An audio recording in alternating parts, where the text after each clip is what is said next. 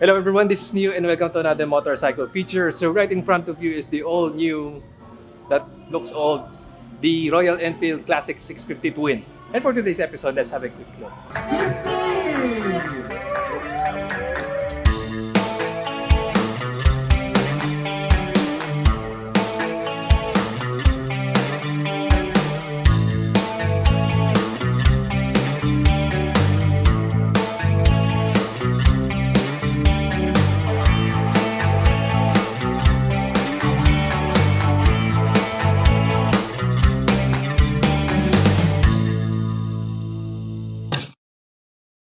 So first of all, I would like to thank Royal Enfield Philippines for inviting us over here at Intramuros for the unveiling of the Classic 650. There was a live band, food, and of course, the newest model. Now, the Classic 650 Twin is derived from the Classic 500cc back in 2009. It had the single-cylinder UCE 500cc engine and was discontinued in the year 2020. And it's also when they released the final edition color.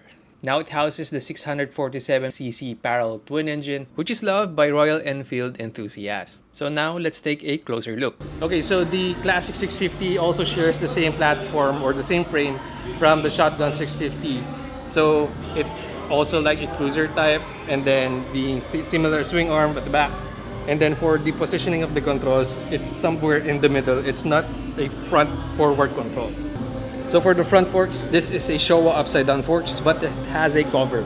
And then complementing it is the headers that seems to be chrome, and then it's double layered as well, so it doesn't go yellow as easy as it is. So as you can see here, given this is a Royal Enfield Twin, of course they have the dual tail pipes. And then something new to the Classic 650 is the Royal Enfield branding for their brake calipers. Let's see over here. And then I think something new as well is the engine case. So I believe this doesn't have the embossed or embedded Royal Enfield before, and it's just one smooth surface. So it's a lot easier to buff or to zinc plate. Anyway, I think it's a nice touch given that it has the Royal Enfield there. For your headlights, you have the usual LED headlight by Royal Enfield, and then for the turn signal, this is halogen. The same applies for the rear, it's just the same turn signals, and then I believe this is LED. The suspension, it's still the same from other models. This is the twin shock, which has an adjustable preload here. So fortunately, there's also a center stand included on the base model. Okay, for the controls, you have your iconic rotary switches, which is unique to Royal Enfield alone. So you have your passing light, you have your high beam, and then this is not the passing light, I thought, because this is the information button that you can control for cycling through these settings. Though I'm not sure how to control this one, or maybe it's just controlled through your phone. So this is a turn-by-turn navigation screen, which is a good add-on to a very classic looking bike. So for your levers, you have a very beefy clutch lever and brake levers, and then it is adjustable uniquely, which I really like. It kinda looks like those Brembo-ish style levers, which looks really nice. And then something unique to Royal Enfield as well is this badge over here, especially this one, made like a gun. So for your wheels, you have spoke wheels for the front, which is 19 inches, and then 18 inches at the rear.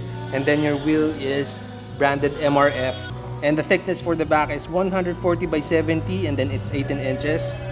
And then the specs for the front is 100 by 90, and it's 19 inches. Okay.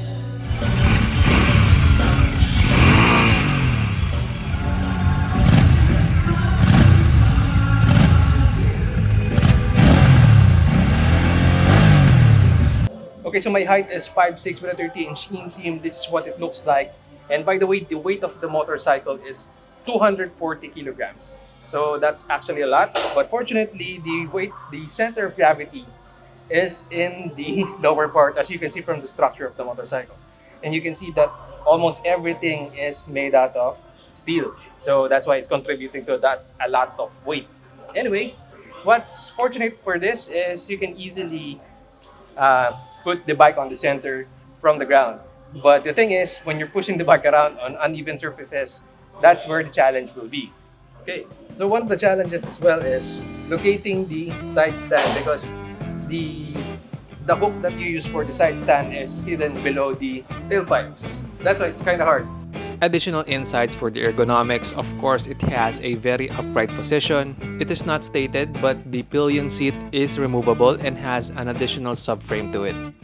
Of course, this is given it as a Royal Enfield, the transmission and gearing is smooth as butter.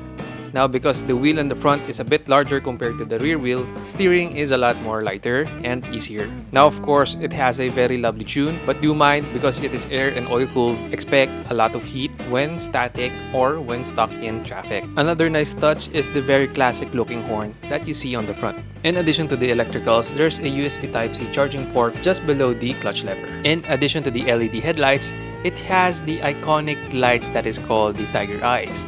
I assume it functions like the daytime running lights. For the digital side of the display, there's an eagle indicator, also a gear indicator. In the Philippines, there are 3 colors to choose from with varying prices. So the base model is this Valium Red, which is priced at 429,000 Philippine pesos. And then next up is the Teal Green, which is 435,000 pesos. And then for the top of the line, the Black Chrome, which is 445,000 Philippine pesos. And that's it for today's episode. Thank you so much for watching. As always, ride safe and see you on the road.